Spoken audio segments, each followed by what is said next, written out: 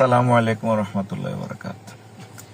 ওমর রাদিয়াল্লাহু তাআলা আনহু ওনার কয়েকজন স্ত্রী ছিল।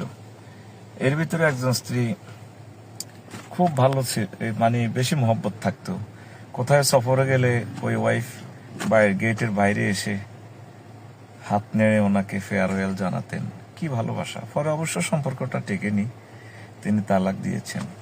আবু বকর রাদিয়াল্লাহু তাআলা আনহু এন্তেকালের 1 বছর আগেও তিনি বিয়ে করেন আলী রাদিয়াল্লাহু তাআলা আনহুর মেয়েকে, বয়স 10-এর কাছাকাছি। আর আলী রাদিয়াল্লাহু তাআলা আনহুর বয়স তখন 30।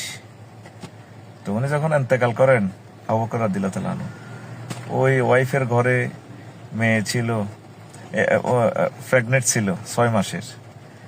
যেদিন রাসূল সাল্লাল্লাহু আলাইহি সাল্লাম এন্তেকাল করেন, যে রাত, সে রাত আম্মা আয়েশা সিদ্দিকাকে বললেন, মামনি তুমি থাকো, নবীজিকে কোলে রেখো, আমি সানাফল দিতে যাচ্ছি, তোমার ছোট্ট আম্মুর সাথে রাত্রি যাপন করব।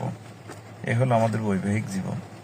গাজী নজরুল ইসলাম ভাই সাতক্ষীরার চাইরের সম্মানিত এমপি, একামতে দ্বীনের অতন্দ্র প্রহরী, কোটি কোটি মুসলমানের কলিজা, তাদের স্বামী স্ত্রীর ভিডিওটা ভাইরাল করে কি শান্তিটা পেলেন। আর মিডিয়া এমন ভাবে লিখতেছে যেন মাস্তি মারতেছে আর কি। শোনেন, হে মুসলমান ভাই বোন, একদিন রবের সামনে আপনাদেরকে হাজির হতে হবে। ইয়াউমা তুবলা সারাইরু ফামা লাহু মিন কুওয়াতিন ওয়ালা নাসির। যেদিন তোমাদের ভিডিও আমি ভাইরাল করব আমার ট্রাইব্যুনালে, তোমাদের কোনো শক্তি থাকবে না, কোনো সাহায্যকারী থাকবে না।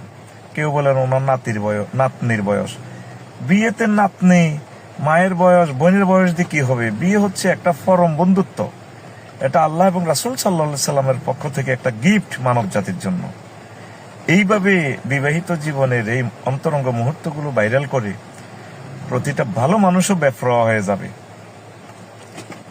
উচিত হচ্ছে আমার গাজী নজরুল ইসলাম ভাই আরো 2টা বিয়ে করা।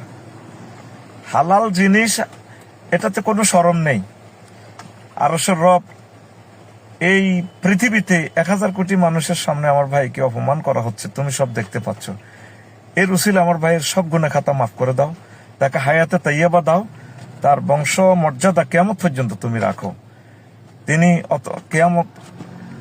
একামতে দ্বীনের অতন্দ্র প্রহরী।